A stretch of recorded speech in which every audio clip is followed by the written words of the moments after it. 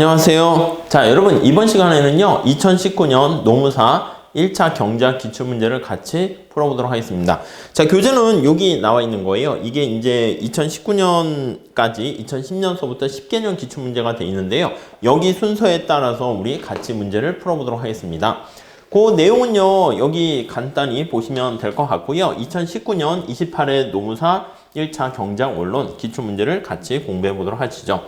이게 좀 잘 안 보일 수 있는데 제가 그 카페에다 좀 올려놨거든요. 문제를 PDF로 올려놨으니까 그것 좀 같이 보시면서 정리를 해 보시면 되겠습니다.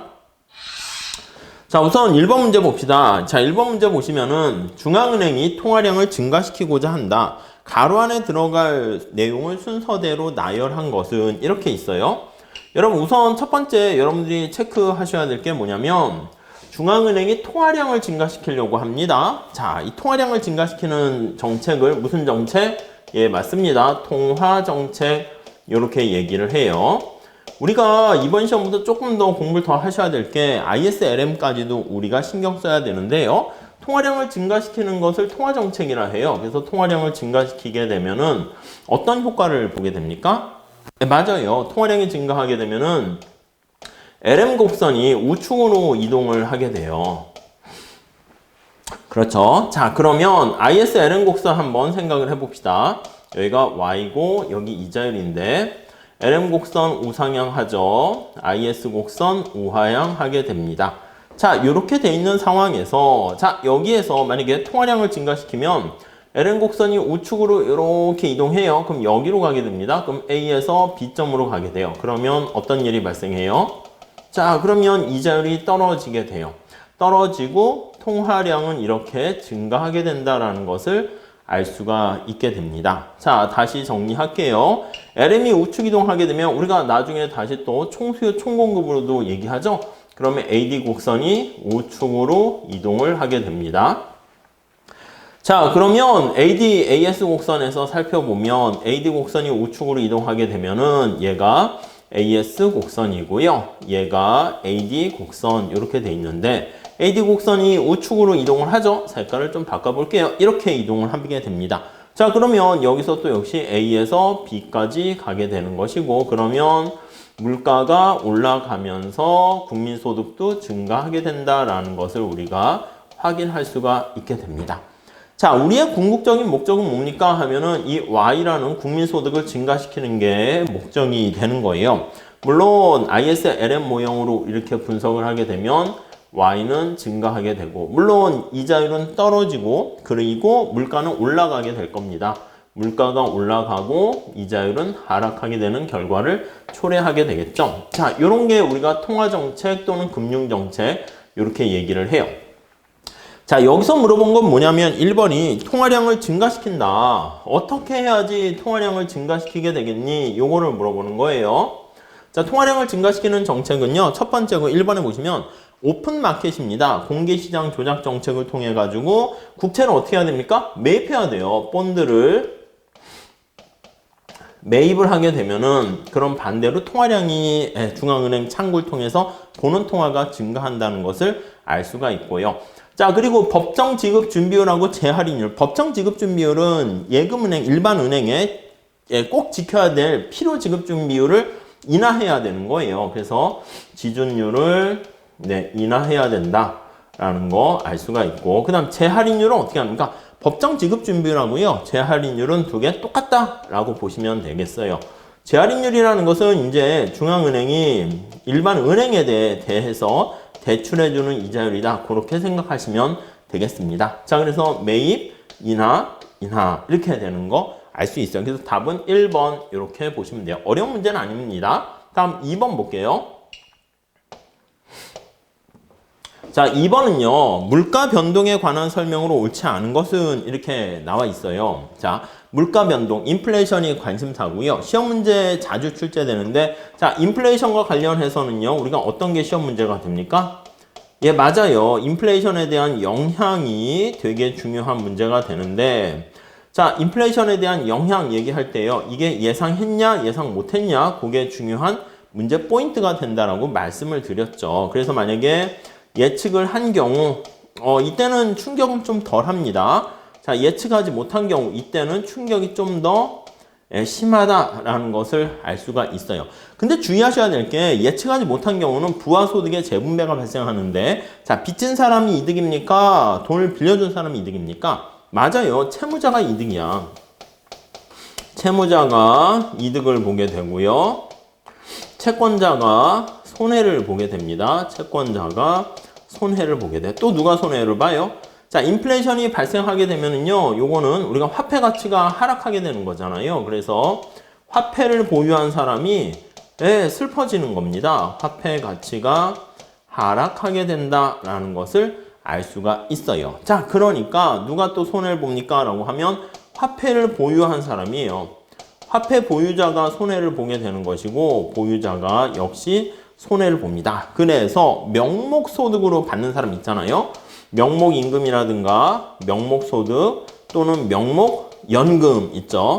명목변수로 받는 사람들은 연금의 수령자들은 역시 마찬가지로 손해를 본다라고 보시면 되겠습니다. 요거는 예측하지 못했을 때. 자, 그러면 예측을 하게 되면은 화폐 인플레이션 예상해가지고 다 충격이 없을까? 아니에요. 예측을 할지라도 문제가 발생합니다. 그걸 언제나 틀리게 해요. 그래서 4번에 보시면 예상된 인플레이션의 경우에도 그때는 메뉴 비용이라든가 우리가 메뉴판을 가는 비용입니다. 왜냐하면 화폐 가치가 떨어지니까 은행에다 돈을 갖다 놔야 돼. 그러다 보니까 우리가 은행을 왔다 갔다 해야 되잖아요. 그러다 보니까 메뉴판을 가는 비용이 발생해요. 또는 슈레더 코스트라 해서 구두 밑창이 파는 거죠. 그래서 구두창 비용이 발생합니다. 이게 전부 다 사실은 거래 비용의 개념으로 생각하시면 되겠습니다. 이 두 가지 비용 발생한다는 거. 그래서 거기 보시면 4번에 예상한 인플레이션의 경우에는 메뉴 비용이 발생하지 않는다? 아니요. 메뉴 비용이 발생해요. 그러니까 언제나 이제 그걸 우선 먼저 보시고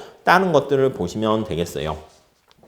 야, 나머지들은 그렇게 우리 시험이 어렵지 않습니다. 개념 정도 물어보고 있죠. 경기 침체와 인플레이션이 동시에 발생하는 것을 스태그네이션과 인플레이션 합친 스태그플레이션이라 그러고요. 그 다음 디플레이션은 임금의 하방 경직성이 있는 경우에 어떻게 됩니까? 디플레이션이 발생한다라고 하면 디플레이션은 물가가 하락하는 셈이에요. 자, 근데 거기 보시면 실질임금이라는 것은 이렇게 명목임금을 여기 나와 있는 것처럼 P로 나눠주면 실질임금 이렇게 되는 거예요. 자, 얘가 고정되어 있는 상황이기 때문에 우리가 실질임금 이렇게 돼 있어요. 디플레이션이면 물가가 하락하게 되니까 여기서 실질임금은 어떻게 됩니까? 맞아요. 실질임금이 올라간다. 2번 맞고요. 다음 3번 보시면 종수요 증가로 인한 인플레이션, 그게 바로 수요 견인 인플레이션이다. 뭐 그냥 개념 자체죠. 5번 디플레이션은 기업의 명목 부채 실질 상환 부담을 증가시킨다. 맞아요. 우리가 인플레이션이 발생하게 되면 채무자 입장에서 이득이야. 갚아야 될 돈이 작아지는 건데 디플레이션이 발생하게 되면 그게 반대가 되죠. 채무자가 불리해진다. 이렇게 생각하시면 되겠습니다. 네, 별로 어려운 문제는 아닌 것 같습니다. 다음에 3번 봅시다. 자, A국의 2008년 국민소득 개정의 일부이다. 실질 국민 총소득, 실질 GNI야. 자, 거기 보시면 실질 GNI고요. 박스의 첫 번째 줄에 나와 있는 게 실질 GDP예요. GDP. 자, 우리 시험 문제는 기본적인 걸 물어보다 보니까 거시경제 변수 이런 걸 물어볼 수밖에 없는데요. 여기 잘 보시면 요거 두 개 차이는 뭐예요? 여기 나와 있는 D라는 것은 도메스틱이니까 우리가 우리나라 땅덩이를 기준으로 하는 거야. 속지주의 이렇게 얘기하고요. GNI는 이게 뭡니까 하면 사람을 기준으로 합니다. 그래서 우리나라 사람이냐 아니면 우리나라 땅덩이에서 만들어진 거냐. 자, 그래서 거기 보시면 GDP가 이렇게 있는데 우리나라 사람이 벌어들인 거는 포함시켜야 되는 거야. 그래서 무슨 말씀인지 아시겠죠? 그리고 우리나라 사람이 아닌 외국 사람이 국내에서 벌어들인 건 빼줘야 돼. 그래서 먼저 첫 번째 여기 보시면 GDP가 1,500조 원이거든요. 1,500조 원이 있는데 거기서 요거 세 번째 대외 실질 대외 수취 요소 소득 이러니까 우리나라 사람들이 벌어들인 거랑 뺀 거랑 그걸 빼주는 겁니다. 그러니까 요거를 고려를 해야 되는 거니까 여기 나와 있는 것처럼 10만큼을 더해주면 되는 것이고요. 그 다음에 여기 보시면 교육 조건에 따른 여기 보시면 이게 N 여기 옆에 I 있죠? 이게 인컴이고요. 이게 P 프로덕트야. 자, 그러니까 여기 보시면 이게 생산과 관련된 지수가 되는 것이고요. 요거는 인컴이니까 소득과 관련된 지표입니다. 얘네 둘과의 관계는 어떻게 됩니까? 라고 하면 교역 조건 차이 때문에 발생한다. 이렇게 보시면 돼요. 이건 좀 어려운데 또 출제될 가능성은 좀 희박하니까 이번 시험에서는 좀 놔두셔도 되는데요. 교역 조건이 어떻게 되는가? 여러분들 생각해 보세요. 만약에 노무사 시험에 합격했는데 노무사 자격증을 갖고 밖에 취업을 하러 갔는데 조건이 계약 조건이 좋아. 그렇게 되면 교육 조건이 좋아지는 거예요. 만약에 노무사 이제 자격증을 취업해가지고 시장에 제한마켓에 나갔는데 경기도 안 좋고 노무사에 대한 대우가 별로 안 좋게 되면 조건이 별로 안 좋게 되는 거죠. 그러니까 여기 나와 있는 것처럼 대외 교육 조건에 따른 실질 무역 손익이 60조 원인데 그것만큼 더해주고 빼주고 계산을 해줘야 됩니다. 그러니까 당연히 그만큼을 요게 교육 조건이 개선이 되면 어떻게 됩니까? 라고 하면 개선이 되면 좋아진 거야. 그러니까 환율 때문에 발생하는 건데 생산한 것보다 대우가 더 좋아지게 되는 거니까 교육 조건이 개선되면 이게 플러스가 되는 걸 알 수가 있어요. 요게 좀 제일 그나마 어려운 문제라고 볼 수 있는데 그래서 요것들을 다 고려해서 더하게 되면 1570조 다 더하면 되는 겁니다. 아셨죠? 그렇게 정리를 하시면 될 것 같습니다. 자, 다음 우리 4번 문제 같이 풀어보도록 하겠습니다. 4번 문제 한번 보시죠. 자, 그래서 4번 문제 한번 보시면 네. 아이고, 요건 해설이니까 제가 요걸 빼버리도록 할게요. 이거 빼버리고요. 자, 4번 문제 한번 봅시다. 네, 4번 문제 보시면 다음 중 총수요 곡선이 우하향하는 이유로 옳은 것을 모두 고르면 요즘 스타일이 모두 고르세요. 그럼 모두 고르면 된다고 제가 말씀을 드리긴 했죠. 여러분 우리 AD 곡선이 자 우하향한다라고 우리가 얘기하는데 이거 원래 ISLM으로 우하향하는 거를 원래는 도출을 하는데 경제 원론 수준에서는 ISLM을 잘 하진 않습니다. 그래서 혹시나 시험 문제가 어려워질까봐 제가 이번 시험 준비 대비했을 때는 거시경제 ISLM까지 많이 설명했는데 전통적인 시험에서는 그렇게 많이 출제되진 않습니다. 자, 그러면 AD 곡선이 뭐와 뭐와의 관계입니까? 하면 여기가 수직축이 물가고요. 여기가 Y 이렇게 돼 있는 거예요. 어느 한 점을 잡아요. 그래서 물가 수준이 이렇게 하락했습니다. 물가가 하락했는데 그때 Y가 이렇게 증가하는 점을 찾으면 될 거예요. 이렇게요. 그래서 이 둘을 이렇게 연결한 게 바로 AD 곡선이다. 이렇게 보시면 돼요. 자, 물가가 하락했을 때 사람들이 왜 여기 나와 있는 것처럼 국민소득이 증가하는가 그걸 보셔야 된다는 거죠. 물가가 하락하게 되면 자, 첫 번째 요거 이제 공부 위해서 다 한번 보세요. 자산 효과보다 이자율 효과 먼저 보세요. 물가가 하락하게 되면 이게 모든 변수가 비슷하게 같이 가게 됩니다. 뭐 피셔 가설이라 해도 되고 아니면 ISLM 공부했으면 물가가 하락하면 LM이 우측 이동하니까 이자율이 떨어진다 그렇게 해도 되고요. 이자율이 하락해요. 이자율이 하락하게 되면은 그래서 투자가 증가하고 소비도 증가합니다. 그래서 국민소득이 증가한다. 이렇게 결론을 내릴 수가 있어요. 그래서 이걸 이자율 효과 이렇게 얘기하고요. 다음에 자 기억 볼게요. 물가가 하락하게 되면 자산의 실질 가치가 상승합니다. 우리가 가지고 있는 자산 부라는 것은 에셋이다라고 하면 금융자산, 실물자산 이렇게 있는데 물가가 하락하게 되면 여기 실질 자산이 이렇게 쭉 해서 올라가게 되는 거야. 그러면 우리가 어떻게 돼? 이제 부가 증가하는 거죠. 나 부자야 이렇게 생각하니까 소비가 증가한다고. 소비가 증가해서 이 경로를 따라서 Y가 증가한다. 이렇게 보시면 돼요. 그래서 이걸 이름을 자산효과 이렇게 얘기하고요. 자, 물가가 하락하게 되면 우리나라 물건의 가격이 싸지는 겁니다. 그래서 외국 물건의 가격이 비싸지는 거야. 그래서 거기 보시면 자국 화폐의 상대적 가치가 하락하게 돼서 우리나라 수출품의 가격이 하락하는 거야. 외국의 물건이 비싸지는 거야. X라는 것은 엑스포트에서 수출품의 가격이라고 쓴 겁니다. 이게 하락하게 되면 순수출이 증가하는 거야. 순수출이 증가하게 되면 우리 요거 있잖아요. 여기 총수요라는 요거는 다 어떤 걸로 구성되어 있습니까? 라고 하면 얘는 C, I, G, 그 다음에 순수출 이렇게 구성되어 있는 거잖아요. 이거 암기하셔야 됩니다. 이렇게 구성되어 있어요. 그래서 여기 나와 있는 소비가 증가하거나 투자가 증가하거나 순수출이 증가하거나 이게 이제 환율에 영향 미치는 거니까 환율 효과라고 얘기합니다. 그래서 얘가 이렇게 증가하면 역시 Y가 증가하는 것을 알 수가 있어요. 자, 다시 정리할게요. 물가가 하락했을 때 Y가 이렇게 증가합니다. 그래서 총수요 곡선이 우하향한다. 이렇게 보시면 돼요. 여기서는 이 기역, 니은, 디귿 다 포함되는 겁니다. 이건 자주 나오니까 잘 체크해 두시고요. 자, 다음에 5번 볼게요. 적응적 기대가설에서 필립스 곡선. 여러분, 적응적 기대가설은 우리 늘상 했는데 이거 케인즈 학파예요? 어떤 학파예요? 고전 학파예요? 우리 적응적 기대가설은 케인즈는 정태적이고요. 케인즈 학파 또는 제일 중요한 게 적응적 기대가설이 통화주의 학파다라고 보시면 돼요. 통화주의, 누가 대표죠? 밀턴 프리드만, 이렇게 보시면 될 것 같습니다. 자, 프리드만과 관련된 사람들은요, 적응적 기대 가설을 상정하기 때문에 여기서 통화주의에서는 떠올라야 될 게 구축 효과라는 게 하나 떠오르셔야 되고요. 구축 효과. 또 뭐가 떠올라야 됩니까? 맞아요. 단기에는 효과가 있는데 장기에는 효과가 없다라는 장단기 관련된 그 효과가 다르다라는 걸 보시면 될 거예요. 그래서 단기에는 효과가 잠깐 있을지 모르겠지만 장기에는 효과가 미미하다, 이런 쪽으로 끌고 가게 됩니다. 자, 그러니까 거기 보시면은 4번에 밀턴 프리드만 맞아요. 그거는. 근데 필립스 곡선은 거기 보시면 장기에 우하향한다? 아니요. 장기에는 어떻게 되냐면 AS 곡선과 필립스 곡선은 수직이다, 이렇게 되는 거죠. 그러니까 AS 곡선과 또는 필립스 커브가 모두 수직이다. 이게 이제 장기에 미치는 효과, 이렇게 보시면 돼요. 단기에는 잠깐 효과가 있잖아요. 이거는 뭐냐면 AS가 우상향, 필립스 곡선이 우하향, 이렇게 보시면 되겠습니다. 자, 그래서 적응적 기대가설 통화주의 이렇게 생각하시면 되는데, 이 사람들은요, 여기 총수요 확장 정책이 단기에는 효과적이라. 그래서 1번, 2번, 3번은 다 단기잖아. 단기에는 전부 다 우하향하고 우상향에서 효과가 있다, 이렇게 끌고 가시면 될 것 같고요. 4번에 나와 있는 것처럼 장기에는 우하향하지 않고 수직이다 하는 거니까 4번이 틀렸다, 이렇게 보시면 될 것 같습니다. 자, 그리고 필립스 곡선과 관련해서 프리드만 펠프스의 기대 부가 필립스 곡선, 그거 기억나십니까?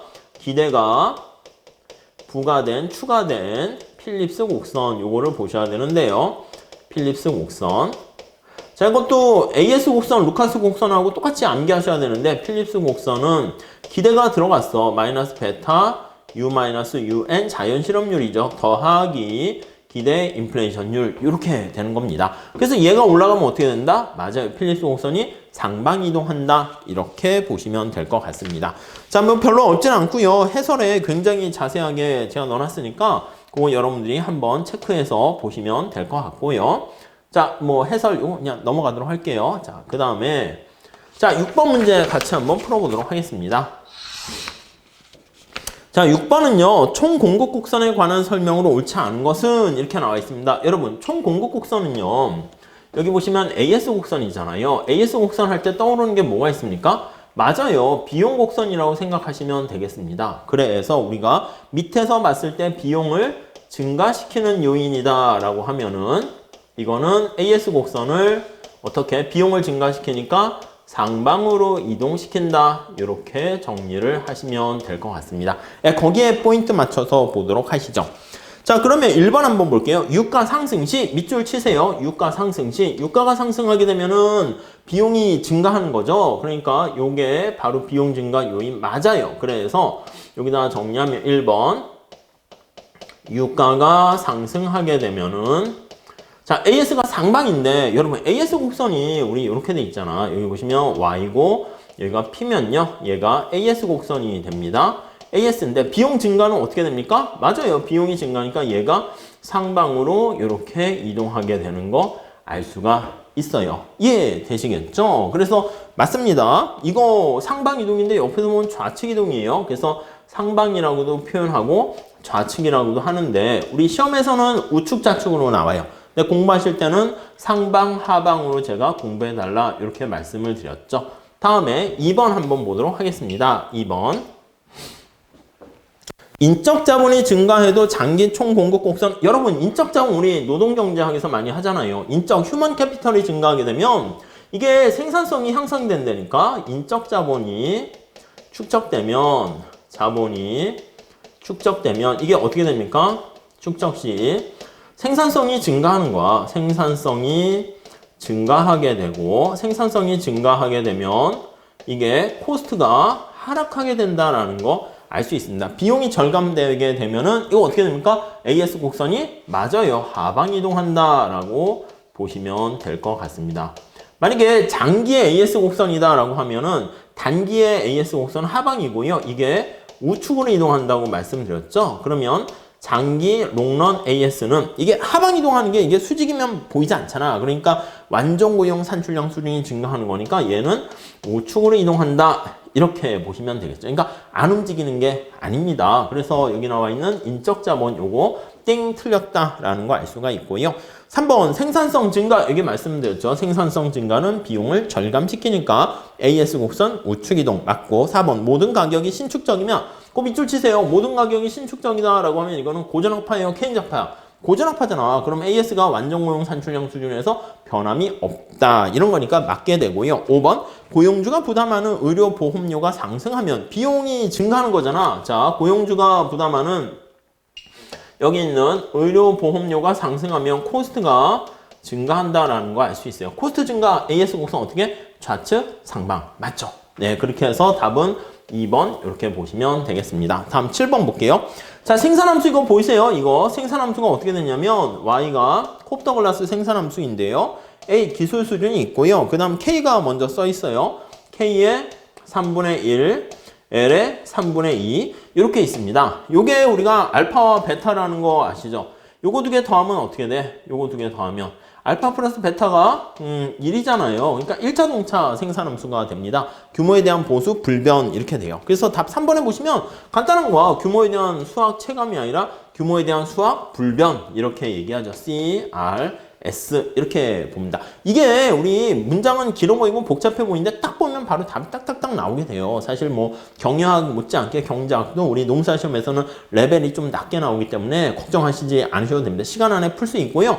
복잡한 그런 문제들은 그냥 한두 개 빼셔도 그냥 거의 쉽게 맞출 수가 있게 됩니다. 자, 그리고 여기 보시면 이게 알파 베타 할 때 요 K 앞에 있는 요거는 뭐라고 했습니까? 요거 3분의 1은 맞아요. 지금 자본 위에 붙어 있으니까 자본에 전체 분배율이야. 전체 1, 두 개 합하면 1이니까 1분의 3분의 1이니까 3분의 1만큼 분배율이자 자본에 대한 탄력성입니다. 생산량에 대한 자본 탄력성을 나타내는 것이다. 라고 보시면 되겠습니다. 그래서 1번 맞고요. 기술 수준이 진보하게 되면 여기 나와 있는 A가 뭐예요? 이게 기술 수준이죠. 그러니까 2번 맞고요. 다음 4번 경제 성장률은 총 요소 생산성의 증가율과 맞아요. 경제 성장률은 LK뿐만 아니라 총 요소 생산성인 A 그거에 의해서 영향을 받고요. 노동과 자본의 투입물, 양적 투입물에 의해서도 영향을 받는다. 맞고 지금 살펴본 것처럼 5번 볼게요. 노동소득 분배율, 이게 이제 3분의 1이니까 노동의 분배율은 3분의 2다. 예, 그렇게 되네요. 그래서 쉽게 3번 알 수가 있겠습니다. 자, 그 다음 8번은요, 그냥 암기하시는 건데요. 제가 뭐라고 했냐면, 완전히 자유로운 소규모 개방 경제에서 ISLM BP 곡선 할 때 이걸 다 하지 마세요. 그리고 또 나올 가능성은 이번에 희박합니다. 이 처음으로 나온 겁니다. 그래서 이거는 어떻게 암기하면 됩니까? 하면, 고제, 변통, 이렇게 암기하세요. 예전에 이제 금융정책이라는 걸 많이 써서 고제, 변금 이렇게 했었는데 요즘 이제 한국은행을 중심으로 통화정책이라는 말을 많이 쓰기 때문에 변통, 통화정책. 자, 이건 뜻이 뭡니까 하면 고정환율 제도에서는 재정정책이 효과적이고 변동환율 제도에서는 통화정책이 효과적이다. 이렇게 보시면 되겠습니다. 다음 설명 중 옳은 것은 이렇게 나와 있어요. 1번 보세요. 고정환율 제도에서는 재정정책과 통화정책 모두 아니라니까 고정환율 제도에서는 재정정책만 효과적이고요. 2번도 보시면 통화정책이 효과있다. 1, 2번 다 틀렸습니다. 3번 보세요. 3번 보시면 고정환율 제도에서는 자 재정정책이 여기서 말하는 효과적이라는 것은 뭐냐면 고정환율 제도에서는 재정정책일 때 재정정책일 때 국민소득을 증가시킨다는 게 효과적인 거예요. 그래서 3번에 보시면 고정환율 제도에서는 확장적 재정정책이 국민소득을 증가시키는 효과가 있지만 통화정책은 효과가 없다. 그래서 3번 이렇게 푸셔야 됩니다. 아셨죠? 이건 뭐 그래프 그려가지고 할 거 아니고 그래서 우리가 인풋 대비 효율성을 위해 가지고 해설도 그냥 고제 변금, 고제 변통 이렇게 넣어놨으니까 좀 잘 그렇게 체크하시면 되겠습니다. 자, 그렇게 봐주시고요. 그 다음에 뭐 해설 이렇게 나와 있고 다음 요거 한번 보시죠. 자, 9번 보시면 이제 국제수지표 관련 이것도 이제 자주 출제되진 않습니다. 그 우리 책 앞에 보시면 과거 10년간 기출문제 됐던 포인트 있잖아요. 그것만 그냥 잘 한번 토픽을 한번 여러분 보시면 충분할 것 같아요. 근데 국제수지표, 경상수지 이렇게 하는 오른쪽 해설에 잘 나와 있는데 여기 한번 보도록 할까요? 거기 한번 보시면 여기. 요걸 좀 잘 보셔야 돼. 여기 보시면은, 자, 경상수지 여기 보시면 국제수지에서 상품, 서비스, 여기 있죠? 상품 수지, 서비스 수지, 본원소득, 이전소득 이렇게 있는 거야. 이제 보통 이제 다른 것도 집어넣어가지고 헷갈리게 만드는데 우리 거기 문제는 직접 투자랑 증권 투자 집어넣었지만 경상수지에 포함되는 항목 거기 보시면 상품 수지, 서비스, 본원소득, 이전소득 그거를 다 더하게 되면 35억 달러 흑자 이렇게 알 수 있으니까 뭐 그렇게 그냥 정리하시면 될 것 같습니다. 뭐 별로 어려운 얘기는 아니고요. 요 국제수지 관련된 표를 알고 있는가? 네, 그게 관건이다 라고 생각하시면 되겠습니다. 자, 다음 10번 문제 넘어가도록 하겠습니다. 자, 10번 문제는요, 뭐 간단한 문제가 되겠습니다. 10번에 사적 재화인 XJ 시장의 수요자는 A와 B만으로 구성되어 있는데, 재화 XJ에 대한 A의 수요 함수가 거기 보시면은 QA 이렇게 있죠. 그래서 여기 보시면 QA가 여기 보시면 10-2PA. 원래는 이렇게 가격도 A로 있긴 있어야 됩니다. 그리고 Q, B가 이렇게 있죠. B라는 애가 주어진 가격에 대해서 얼마나 살래? 라고 하면은 3P, B 이렇게 돼 있어요. 시장 전체다라고 하면은요, 아시겠지만 요거 두 개를 합하는 겁니다. 그래서 두 개를 합해요. 서메이션해서 이 Q 합하게 되는 것은 QA 더하기 QB 이렇게 합하면 돼요.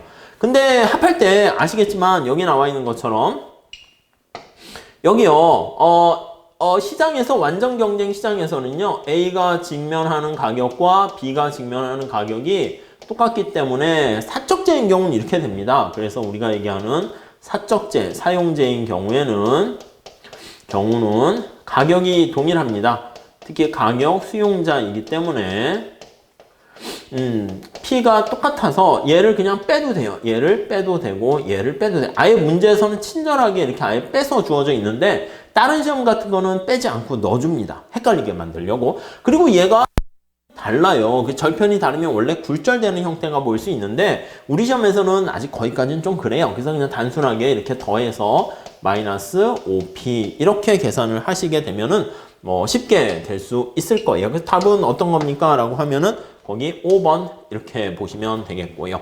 자, 그 다음에 11번 볼까요? 네, 거기 보시면 A국과 B국 게임 이론과 관련된 내시 균형과 우월 전략 찾는 것이죠. A국과 B국의 전략은 무관세와 관세 두 가지 전략이 있는데 동시에 전략을 선택하게 되는 자, 동시형 게임이다 라는 거 알 수가 있습니다. 동시형 게임. 네, 가위바위보 하는 거랑 같은 맥락이죠. 그래서 사이물테니어스 게임이 되는 거예요. 내시균형 찾는 것은 상대방의 전략이 주어져 있을 때 자신의 최선의 전략을 찾으면 돼요. 자, B가 무관세를 선택하면 A국은 어떤 걸 선택합니까? 무관세일 때 300이고 관세는 150이죠? 여기다 300에다 꺽쇠 체크하시고요. 표가 좀 작아서 죄송하지만 뭐 그 프린트아웃해서 보시면 되겠죠? 자, B국이 관세를 부과하게 되면 A가 무관세면 400인데 관세면 200이에요. 400에다 꺽쇠 체크하시죠. A국 같은 경우 5월 전략이 있습니까? 맞아요. 있죠. 왜냐면 상대방의 전략과 상관없이 무조건 무관세를 실시하는 게 바람직하고요. B 입장에서 봅시다. 자, B 입장에서도 보면은요. B 입장에서는 A가 무관세라면 B가 무관세면 250, 관세면 100이니까 250이 100보다 커서 요걸 체크하고요. 자, A 국가가 관세를 선택하게 되면 자, B가 무관세면 300인데 관세면 200입니다. 무관세가 더 크네요. 이렇게. 그러니까 A국과 B국은 모두 무관세라는 우월 전략이 존재하고요. 무관세. 내시균형은 꺽쇠가 두 개 같이 있는 거니까 둘 다 역시 무관세가 됩니다. 자, 여기서 우월 전략이 발생하면 그건 언제나 내시균형이 되기 때문에 우월 전략이자 내시균형이 무관세 이렇게 됩니다. 그래서 1번에 보시니까 A국의 5월 전략은 관세다? 뭐야? 틀렸네.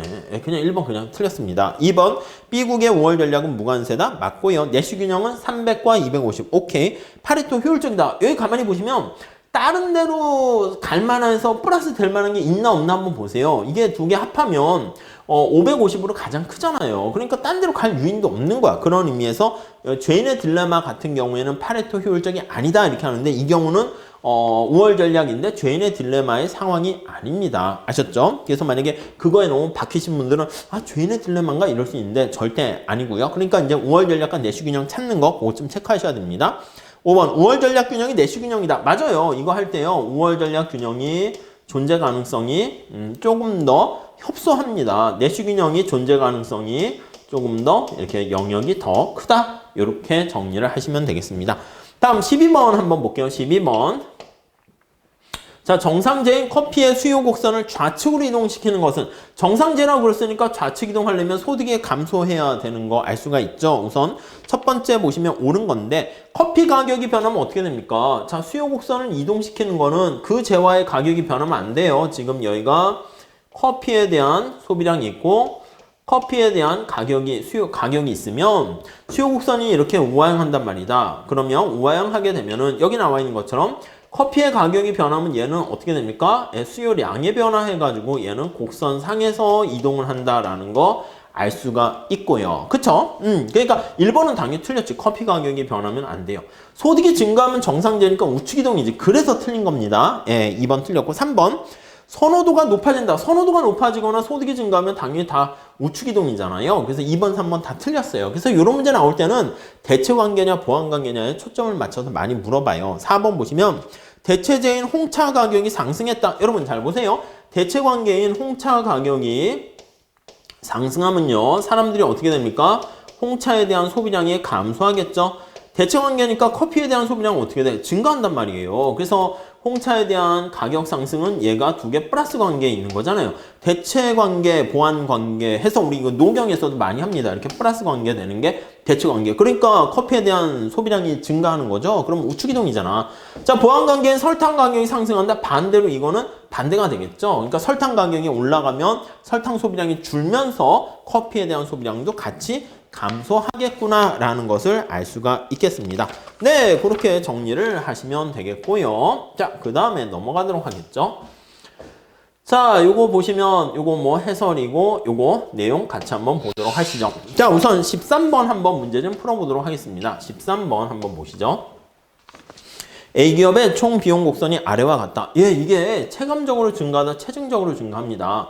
여기다 이제 그림을 좀 크게 한번 그려볼까요? 모양이 어떻게 됩니까? Q가 생산량이고 총 비용이 이렇게 있어요. 자, 그럼 얘가 이런 식으로 돼 있으니까 이게 총 비용입니다. 밑에 평균 비용과 한계 비용을 한번 그려볼까요? 각각의 생산량에 대해서 점 몇 개만 찾아볼게요. 이런 식으로 돼 있다고 합시다. 우선 평균 비용은 어떻게 됩니까? 하면 원점에서 그린 기울기예요. 평균 비용, 에버리지 코스트는 원점에서 그린 기울기니까 이거예요. 점차 기울기 어떻게 됩니까? 기울기가 이렇게 점차 여기로 할게요. 작아지고 다시 이렇게 커지는 거 알 수 있어요. 뒤에서 점점점점점 해가지고 여기부터 이렇게 되고 이렇게 됩니다. 이게 에버리지 코스트. 네, 이해되시죠? 자, 한계 비용은 어떻게 됩니까? 라고 하면 한계 비용은 접선의 기울기라는 거 알고 계실 겁니다. 여기에 접선의 기울기 어떻게 돼? 그렇죠. 우리가 평균 비용이 하락하는 데까지는 한계 비용은 밑에 있어야 돼요. 얘는 더 훨씬 작게 되고요. 여기선 두 개 똑같다는 거 알 수 있겠죠. 똑같고 얘는 훨씬 더 커집니다. 그래서 그림을 그리게 되면 이렇게 되고 꺾여서 이렇게 되는 게 MC 이렇게 돼요. 이해가시죠? 이거 좀 잘 보시고 일반적인 형태입니다. 자, 1번 보시면 평균 비용은 단기 가변 비용 곡선 위에 있다. 이거 당연한 얘기죠. 우리가 평균 가변 비용 곡선 우리가 1번에 보시면 자, 평균 비용은 어떻게 됩니까? 라고 하면 평균 가변 비용 더하기 평균 고정 비용 요거의 합이야. 그러니까 당연히 평균 가변 비용보다 평균 고정 비용만큼 AC가 더 위에 있겠죠. 그래서 1번은 맞고요. 2번 보시면 평균 비용 곡선이 상승할 때 여기죠. 평균 비용 곡선이 상승하니까 여기입니다. 상승할 때 한계 비용 곡선은 평균 비용 아래 아니죠. 여러분 목욕탕에 물 생각하거나 학점 생각하시면 된다고 그랬죠. 아니 평균이 자꾸 올라가면 한계는 평균보다 위에 있어야지 평균이 올라갑니다. 그래서 2번이 당연히 띵 틀렸고요. 네. 다음 3번 보시면 원점을 지나는 직선이 총 비용 곡선과 접하는 점. 그렇죠. 원점에서 기울기라고 말씀드렸죠. 그게 평균 그건데 거기 보시면 접하는 점에서 평균 비용은 최소이다. 그렇죠. 여기 보시면 접하는 점. 딴 데는 교차에 지나가는데 여기서 딱 보면 얘가 접해서 지나가잖아. 거기가 평균 비용이 최소이다. 맞는 표현이고요. 그래프 그대로 읽은 거예요. 다음 5번. 총 비용 곡선의 임의 한 점에서 그은 접선의 기울기. 접선의 기울기가 바로 한계 비용이다. 오케이. 맞습니다. 자, 다음 14번 볼게요. 14번 이거 탄력성. 2번 틀렸고 탄력성 계산하는 겁니다. 이 공급의 가격 탄력성을 계산하는 건요. 이제 시험 문제 노경에서도 출제가 될 수 있기 때문에 정확하게 보셔야 됩니다. 그래서 첫 번째 공급의 가격 탄력성이라고 할게요. 공급의 가격 탄력성. 그럼 델타 P분의 델타 Q 이렇게 되고요. Q분의 P 이렇게 보시면 될 것 같습니다. 우선 첫 번째 P가 2일 때 우선 Q가 얼마인가 보시면 되는데 Q가 바로 16 이렇게 됩니다. 그러면 그 P가 2일 때 Q는 16 이렇게 돼요. 자, 그러면 우선 요거 미분하셔야 되는데 우리가 이게 미분하게 되면 P가 오른쪽에 있고 왼쪽에 Q가 있어야 돼요. 요 그대로 쓰면 돼요. 미분하시게 되면 어떻게 되는 거죠? 미분하면 저거요. P로 미분하게 되니까 얘가 바로 10 이렇게 되는 거 알 수가 있고요. 그리고 여기 보시면 이게 P와 Q 이렇게 있잖아. P가 얼마입니까? P가 2일 때잖아. 그래서 P가 2일 때죠. 여기 보시면 2일 때고요. Q는 얼마입니까? Q는 여기 보시면 16 이렇게 있잖아. 그래서 이게 그냥 답입니다. 아셨죠? 네, 그렇게 정리를 하시면 되겠고. 이거 우리가 편법으로 구하는 공식 제가 말씀드렸는데 기억나십니까? 자, 편법으로 볼게요. 이거 지웁시다. 좀 지울게요. 공간 때문에. 오이, 제 손이 막 밀어내네요. 자, 이렇게 좀 지워서 한번 봅시다. 자, 지워서 한번 보시면, 자, 우리 공곡곡선 그래프로 하는 게 보통 객관식 시험에서 많이 나오거든요. 그래서 우리도 약간 그래프로 해서 하는 걸 좀 생각을 해볼게요. 여기가 Q고 여기가 P예요. 자, 여기 우선 첫 번째 이 공곡곡선이 어떻게 돼 있어? Q는 10, P, 그 다음 어떻게 돼 있어요? 마이너스 4 이렇게 있어요. 자, P가 빵이면 Q는 얼마야? P가 빵이면 Q는 마이너스 4잖아. 그러니까 여기가 빵이고 마이너스 4 이렇게 있고요. 기울기 이거 어떻게 됩니까? 기울기 정리하면 P는 이렇게 하면 기울기 살짝 볼 수 있어요. 그럼 P는 여기 보시면 P분의 Q분의 1 Q 여기다가 4가 전리 넘어가죠? 그걸 10으로 나누니까 10분의 4 이렇게 돼요. 그래서 약간 완만하게 우상향하는 형태가 되는 거 알 수가 있어요. 자, 이랬을 때 우리가 어디서의 탄력성을 구하라고 그랬습니까? 하면은 P가 2잖아. 여기가 2가 여기에 오게 돼요. 왜냐면 여기는 절편에서 찾을 때는 지금 가만히 보면 Q가 빵일 때니까 10분의 4일 때잖아. 여기는 10분의 4일 때니까 2일 때는 얼마입니까? 점점점점 찍게 되면 여기 16이라는 거 우리 알고 있었습니다. 자, 그러면 정리를 한번 해볼게요. 자, 이게 원점분의 전체 할 때 그걸로 한다 그랬죠? 이게 원점까지의 거리입니다. 원점분의 16이잖아. 그쵸? 전체는 어떻게 됩니까? 원점분의 전체 그 공식을 이용하라고 했죠? 전체가 이겁니다. 전체.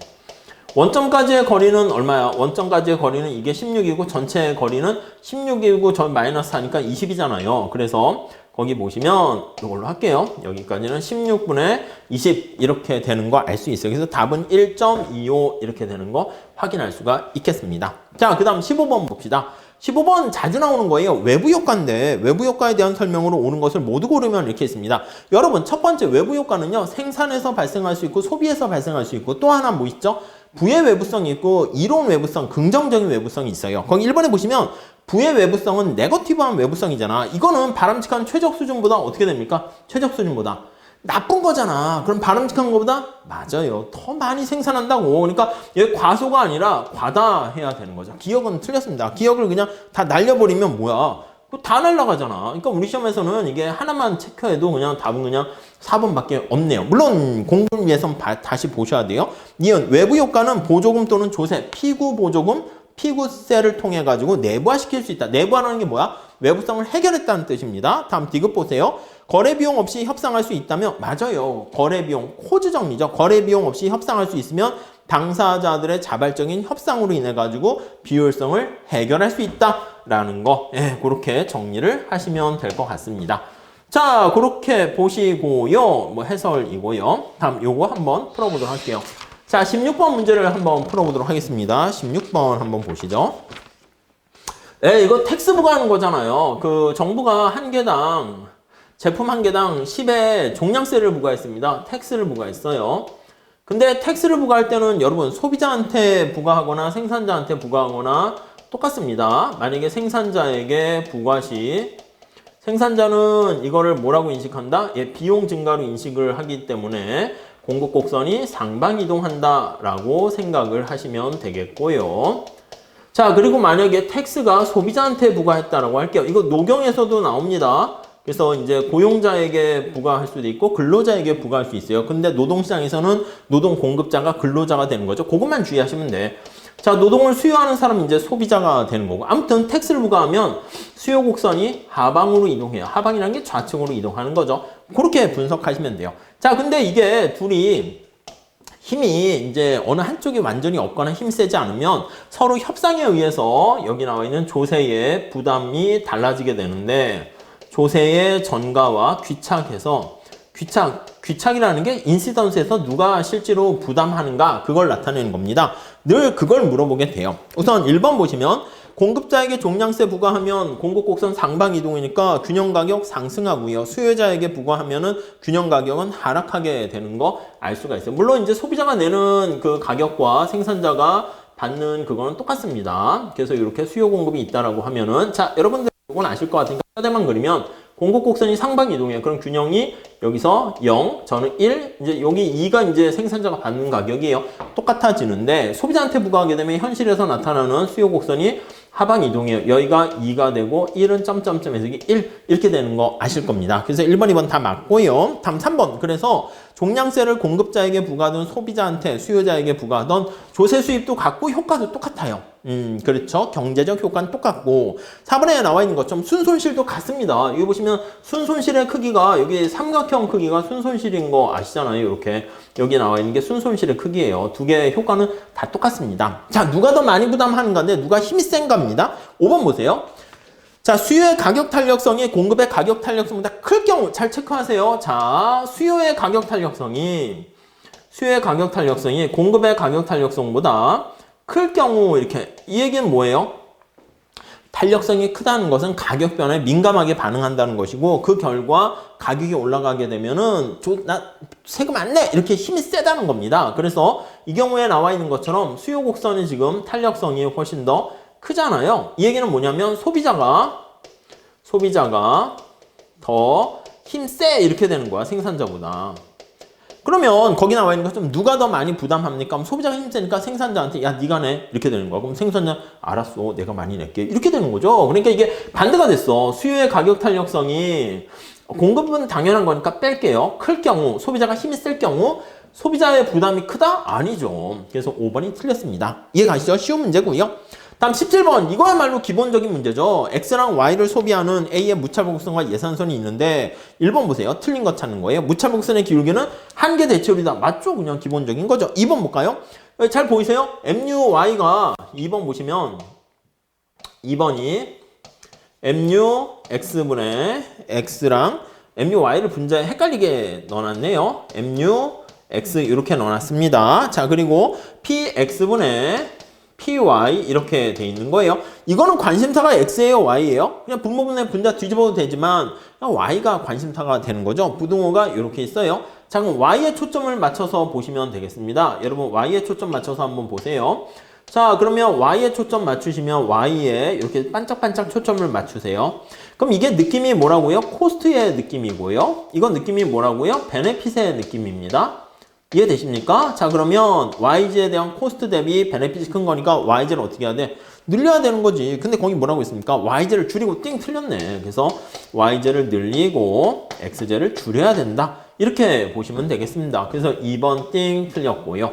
3번 보시면 예산제약선의 기울기가 두 재화의 가격 비율이다. 맞고 4번 효용 극대화는 무차복선과 예산선이 접점 맞죠?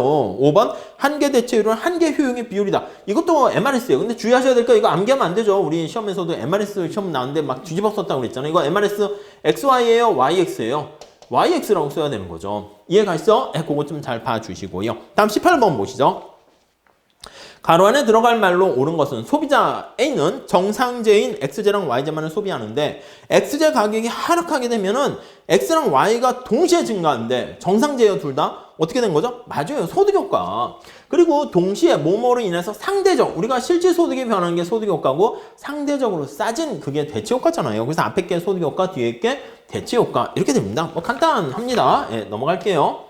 이렇게 넘기고 자 다음에 요거 해설이고요. 다음에 요거 19번 문제 좀 같이 한번 풀어보도록 하겠습니다. 자, 이용극대화를 추구하는 독점 기업이 비효율적인 여러분 왜 독점이 비효율적입니까? 독점이기 때문에 비효율적인가요? 아니야. 독점이라는 자체는 가치 중립적입니다. 근데 우리가 모노폴리잖아요. 독점 시장이야. 우리 노경에서는 수요 독점 이런 걸 배우죠. 제가 봤을 때는 공급 독점도 이제 나올 수가 있고요. 쌍방 독점도 공부를 좀 하셔야 됩니다. 아무튼 독점이면요. 기업의 수가 하나 있고 시장 지배력이 있으니까 당연히 좀 시장 구조가 이게 경쟁이 없어서 나태해질 만한 요인이 생겨요. 나태해진다는 건 뭐야? 생산을 더 할 수 있음에도 생산을 덜 하는 거야. 그래서 거기 포인트 찾으시면 뭐예요? 맞아. 사회적으로 바람직한 수준보다 적게 생산하게 된다니까요. 그래서 과소 생산하게 되는 문제가 발생해요. 더 생산할 수 있는데 생산하지 않는 거니까 초과 설비가 존재한다 라고 정리를 하시면 될 것 같습니다. 아셨죠? 그렇게 봐주시면 되겠네. 뭐 쉬우니까 넘어갈게요. 20번 봅시다. 자, 소득분배 이거 중요합니다. 이거는 노경에서도 잘 봐야 되는데 우리가 불평등을 나타내는 애킨슨 뭐 이런 거 있잖아요. 그래서 1번에 보시면 불평등을 지닌 이거니까 진위 계수는 불평등 지수야. 클수록 불평등해집니다. 그러니까 여기서 1번은 클수록 평등하다. 그러니까 틀렸네. 그러니까 여기 기억 같은 거는 반드시 제거를 해야죠. 기억 날라가고 요거 날라가고 이렇게 됩니다. 다음 니은 볼게요. 교차하지 않는 두 로렌츠 곡선 중에서 대각선에 가까울수록 평등하다. 맞죠? 우리 로렌츠 곡선은 아시죠? 자, 이게 누적 소득이고 누적 인구입니다. 누적 인구, 이게 100명의 사람이 있다라고 할게요. 여기는 누적 소득 이렇게 있습니다. 100원을 놀아간다고 합시다. 그러면 여기 이제 대각선이 이제 기준 역할을 하는 거야. 이렇게. 이게 완전 균등한 상태죠. 완전하게 균등한 상태다. 이렇게 보시면 되겠고요. 그래서 이제 대각선에서 멀어질수록 이렇게 멀어질수록 예, 불평등이 조금 더 심해지게 되는 것이고 극단적으로 불평등한 상황은 어떻게 됩니까? 이게 극단적으로 불평등한 상황이다. 이렇게 보시면 돼요. 순서를 알 수가 있는 거죠. 그래서 니은은 맞고요. 디귿 볼까요? 진위계수의 값이 커질수록 여러분 진위계수는 커질수록 어떻게 진위계수는 이거 알파 베타 해가지고 면적으로 계산한다고 그랬죠. 그래서 알파 플러스 베타분의 알파 이렇게 하는데 진위계수는 클수록 불평등해진다 이렇게 보시면 돼요. 왜냐면 알파 면적이 이건데 알파 면적이 커지잖아요. 그래서 불평등해진다 이렇게 생각하시면 불평등이 커 이렇게 보시면 되겠습니다. 자, 그때 거기 보시면 10분위 분배율 이거 잘 기억해 달라고 있습니다. 10분위 분배율은 자 여러분 소득을 10분위로 나눠가지고 상하 중에서 상하 어디가 위에 있습니까? 못 사는 하위층이 위에 있고요. 상류층이 분모에 있어요. 하위 40%고 상위 20% 이렇게 한다는 거 알 수가 있겠죠. 이해 가시죠? 그러니까 이제 가장 완전히 평등한 경우에는 20분의 40에서 2가 되고요. 완전히 불평등하면 상위 20%가 모든 돈을 다 갖고 있으니까 빵 이렇게 됩니다. 그러니까 이게 거기 나와 있는 거죠. 10분위 분배율은 불평등이 커지게 되면은 상위가 모든 걸 갖고 있으니까 불평등이 클수록 얘는 작아진다. 그래서 달튼 10분간 균등하게 팥서로 그 공식 우리가 암기해 두시면 쉽게 풀 수가 있겠고요. 자, 디귿 리얼 보시면 로렌츠 곡선이 대각선과 일치할 때 이게 대각선과 일치하게 되면 완전 균등되는 거 아니겠습니까? 완전 균등이다라고 하면은 이게 진위계수는 작아지는 쪽으로 가야 되는 거죠. 1이 되면 안 됩니다. 그래서 리얼이 틀렸고요. 그 결과 니은과 디귿이 답이다. 이렇게 보시면 되겠습니다. 아셨죠? 자, 21번. 효율임금 제도 이거 맨날 나와요. 다른 시험에서 맨날 나오는 건 아닌데 알죠? 구조적 실업의 한 원인이고 세케인자파 주장이고 태업을 줄일 수 있고 이직을 줄일 수 있고 나태함을 줄일 수 있습니다. 그래서 기억, 니은, 디귿 이거 다 해당하게 됩니다. 그래서 우리가 봤을 때 기업의 이윤극대화에 부합하는 거? 예, 맞아요. 이윤극대화에 부합하는 전략이다. 이렇게 정리를 하시면 되겠습니다. 자, 그렇게 보시고요. 그 다음에 문제를 한번 풀어보도록 할게요. 네, 여기 잘 됐네. 자, 22번 한번 봅시다. 가로 안에 들어갈 내용으로 옳은 것은 자, 뭐 간단하네요. 자, 여기 보시면 완전 경쟁 시장에서 이윤극대화를 추구하는 기업은 생산물 시장의 제품 가격이 완전 경쟁이야. 완전 경쟁 시장 가격 수용자가 되는 거잖아요. P가 뭐랑 같다? 맞아요. P가 거기 보시면은 한계 비용하고 똑같다. MC와 똑같을 때 이 P가 물론 어떻게 됩니까? MR하고 똑같다는 게 완전 경쟁 시장의 특징 이렇게 되는 거죠. 그러니까 P가 MC랑 똑같은 거는 완전 경쟁에서만 적용돼요. 그렇게 돼 있고요. 다음에 노동시장에서 임금이 뭐랑 일치합니까? 맞아요. 알잖아요. 이거 노동시장에서는 VMPL 이거예요. 자, VMPL이 P 곱하기 MPL이죠. 이게 뭐랑 같습니까? 이거요. MFC인데 MFC가 임금하고 똑같은 거잖아. 노동의 MFC가 임금 이렇게 되는 거예요. 그러다 보니까 답은 그냥 거기 나와 있는 것처럼 이게 한계 비용, 한계 생산 가치 이거는 뭐 노경에서 맨날 그림 그려서 하는 거니까 쉽게 맞출 수 있고요. 23번도 간단하죠. 여기 주어진 정보에서 이윤극대화를 추구하는 기업이 노동과 자본을 어떻게 해야 되니? 라고 하면은 이거 알고 있죠? 자, 우선 첫 번째 공식은 MRTS입니다. MRTS LK를 보셔야 되는데 자, 이게 분자가 MPL이고요. 분모가 MPK 이렇게 되는 거 알 수 있습니다. 그리고 이게 뭐랑 똑같다? R분의 W일 때가 최적 이렇게 되는 거예요. 주어진 사항 봅시다. 자, 자본과 노동의 한계 생산물이 5와 8 이렇게 돼 있습니다. 자, 그러면 노동에 대한 한계 생산물이 거기 보시면은 자본 먼저 써 있네. 자본의 한계 생산물이 이게 5고요. 노동의 한계 생산물이 8 이렇게 돼 있습니다. 오케이, 됐고요. 자, 노동과 자본에 대한 가격을 한번 볼까요? 자본과 노동의 가격이 자본을 먼저 했으니까 자본이 12래요. 얘가 12고요. 노동의 가격이 얼마야? 25 이렇게 돼 있습니다. 25. 이 꼴이 성립 안 되네. 부동호가 어디가 큽니까? 딱 봐도 이쪽이 큰 거 알 수가 있잖아요. 자, 그러면 어떻게 돼? 노동에 초점 맞추세요. 노동에 대한 가치라고 생각하시면 돼. 그거보다 노동에 대한 비용, 임금이 더 큰 거니까 노동을 어떻게 해요? 줄이고 자본을 늘려라 이렇게 되는 거 알 수 있죠. 그럼 답은 거기 보시면 2번 노동을 감소시키고 자본을 증가시킨다 이렇게 정리하시면 되겠습니다. 뭐 간단한 얘기입니다. 24번 문제 좀 풀어볼게요. 거기 보시면 노동시장에서 노동의 수요 곡선과 공급 곡선이 있는데 균형 임금과 균형 고용량 뭐 왜 이런 문제가 나왔지? 이거 각게 푸시면 되죠. 노동에 대한 수요와 노동에 대한 공급을 각게 놓고 푸시면 됩니다. 노동의 수요 얘는 어떻게 있습니까? 거기 보시면 1000 마이너스 W 있고 노동에 대한 공급은 어떻게 됩니까? 마이너스 100 플러스 W 이렇게 됩니다. 요거 두 개 각게 놓고 푸시면 되겠죠. 이 W는 1100 이렇게 보시면 되겠죠. 그래서 W는 550되고 그걸 대입하면은 L은 450 이렇게 되는 거 쉽게 알 수 있습니다. 다음에 25번 볼게요. A국에서는 실업률이 6%일 때 실업자가 60만 명. 자, 여기 보시면 실업률은요, 우리가 스몰이라고 쓰고요. 실업자 수를 우리가 대문자 U라고 이렇게 쓸게요. 대문자 U 이렇게 썼습니다. 그럼 취업자 수는 얼마니? 이게 이제 얘기하는 거예요. 자, 이거 살짝 지울게요. 자, 여기 보시면 실업률 어떻게 구합니까? 실업률은 우리 이렇게 계산합니다. 실업률은 여기 보시면 실업자 수에다가 취업자 수 더하기 실업자 수 곱하기 100% 이렇게 나타내는 거죠. 자, 이런데 거기 보시면 실업률이 얼마라고요? 6% 이렇게 나와 있어요. 6%고요. 그 다음 여기 주어진 정보가 또 뭐가 있습니까? 예, 맞아요. U가 60만 명이래. 얘가 얼마라고요? 60만 명. 60이라고만 쓸게요. 얘가 또 60만 명 이렇게 되는 겁니다. 그러면 여기 6%니까 뭐 요거 계산해서 정리하게 되면은 940만 명 2번 이렇게 풀 수 있는 거 알 수 있을 겁니다.